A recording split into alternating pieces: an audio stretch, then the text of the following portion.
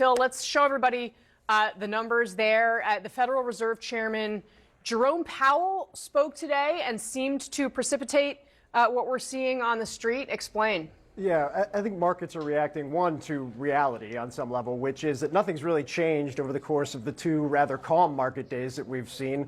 There is still the largest tariffs in more than a century. There's still an ongoing trade war with China, and everybody's waiting for some development on negotiations on bilateral deals or the potential for them.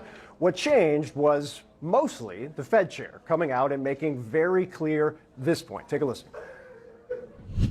The level of tariff increases announced so far is significantly larger than anticipated, and the same is likely to be true of the economic effects, which will include higher inflation and slower growth. Both survey and market-based measures of near-term inflation expectations have moved up significantly, with survey participants pointing to tariffs.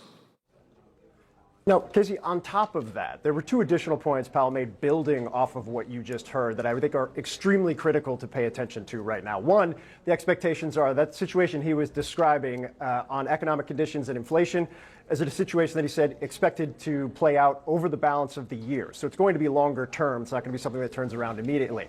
The second is he raised the prospect of these Fed's, quote, dual mandate, their statutory requirements as the Fed, at some point coming into tension with one another. So the Fed has two roles, right? You keep prices stable, you deal with inflation, and you also keep employment low, full employment.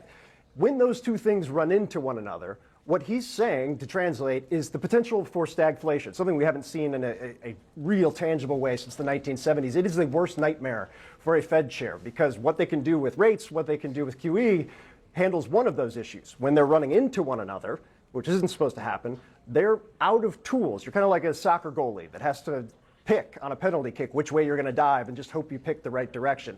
That is a pretty stark warning, and I think that, more than anything else, is what markets are paying attention to.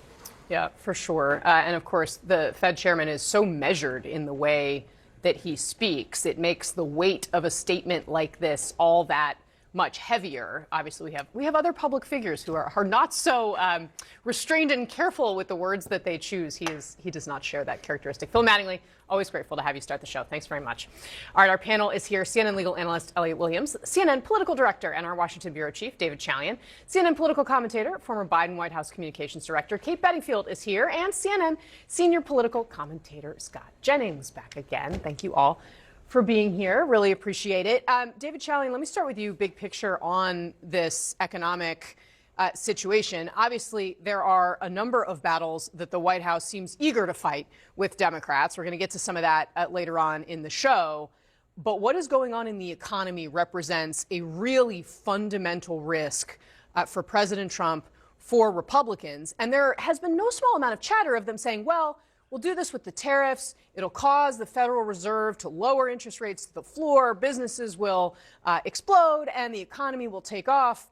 The Fed chair today seems to be saying, yeah, no, sorry. I mean, to hear the Fed chairman just say so clearly that this policy is likely to lead to higher inflation and slower growth, it's like at the core, the two things that Donald Trump promised Americans on the campaign trail last year would be prices would come down and there would be robust economic growth. And the Fed chair today is in direct contradiction with that if he turns out right. I mean, that's his prediction of what these policies will be. If that is right, I think that poses a political problem, as you note, yes, for Donald Trump, but really far more immediate in the 26 midterms is for his party up on Capitol Hill. Yeah, well, and it also presents a problem for a lot of Americans, Scott Jennings. I mean, again, the Fed chair, Jerome Powell, picks his words very carefully.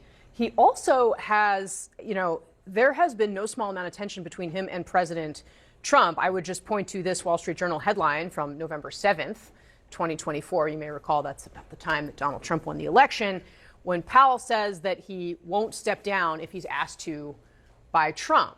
I don't imagine that the president is very happy about what the Fed chairman had to say today. Do you see a brewing standoff? Yeah, I wouldn't expect tickets to the Easter egg roll if I were Chairman Powell right now. Look, of course, and I'm sure President Trump's going to react negatively to this statement today because he sees it much differently. He sees this as a long-term transformation of the economy. He sees a number of investment announcements that have happened that disprove all the apocalyptic doom and gloom, and he has already said he's willing to accept some short-term pain. and he's asked the American people, or at least his supporters, to accept that as we transform the economy to the benefit of the working class. However, the problem is and will be the trajectory of the economy in the minds of voters come next summer, late summer, and the fall. I think they actually will accept a continued amount of turbulence if they think the trajectory is good. That's really the measurement of how people feel. I don't think all the problems have to be fixed because they know there were myriad problems under the previous administration. But if they think they're on the right track, they'll give them some more leash. If they think they're on the wrong track, that's when you start to run into problems with the voters. That may be, but I think the challenge Trump's going to have here, I mean, there's so few things that a president truly has control over in office. You make all these promises on the campaign trail, you come into office, and then you have to deal with the world as it is. The thing that is so interesting about this is that the chaotic implementation of these tariffs is a huge piece of what's driving the uncertainty in the market and the challenges here. And so it may be true traditionally that if people feel like the economy is moving in the right direction, they're willing to give the president leeway. But Trump has stood up and thrown his arms around this and said, this is my problem. I created it because in 10 years or 15 years or 20 years, things are going to be better for you.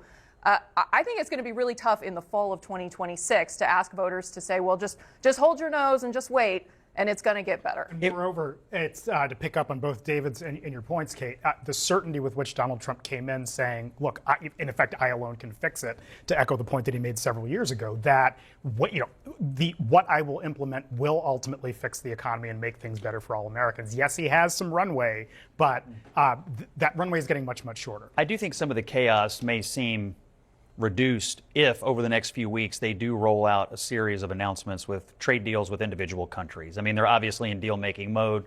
This is what he was put on this earth to do, make deals. Countries are coming to the table. So if they start to say, here's our deal with Japan, here's our deal with Vietnam, here's our deal with all these countries, and we're actually building a coalition to isolate China, I actually think that could make it seem like the chaos is being reduced, and people start to see the end game here, which is a stronger America and a weaker China on the internet. Fair enough. That would also require him, but that would require him to stick to whatever deal he negotiates. I mean, part of the challenge is, you see the Commerce Secretary or the Treasury Secretary come out and say, well, actually, no, there's going to be an exception on chips, and there's going to be an exception on phones, and then Trump says, well, I don't really like the word exception. So, I think Trump has a credibility challenge here.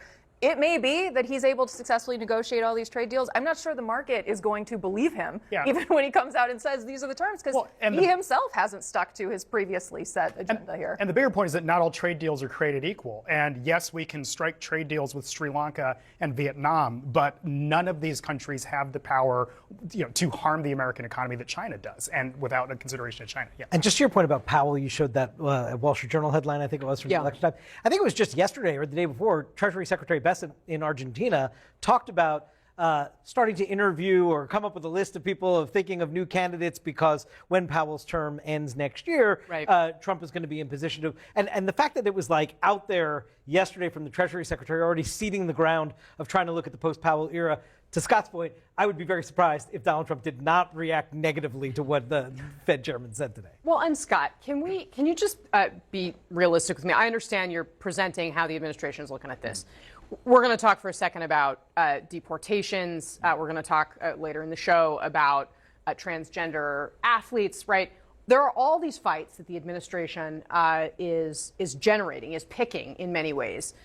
Realistically, is the economy the riskiest ground for the president right now? Is this the biggest question mark for him on a very long list of very contentious issues? Of course. The economy is always the riskiest ground for any president because you tend to rise and fall based on how people think you did with it. So when you make sweeping changes to the way our economy works, the way it's going to work around the world, there is a lot of risk in that, but there could also be a lot of reward in it if people see the end game, which is we isolated China, the working class feels like better jobs are coming back to decimated communities. So there's a lot of reward here, but it could take some time to get there. I will say on the other fights, I think they're on the right side of virtually every fight they're picking. I mean, you mentioned some of the cultural fights they're picking. Immigration's his best issue right now. These are not inconsequential matters. I mean, on a lot of these things, he's on the 80, the Dems are on the 20.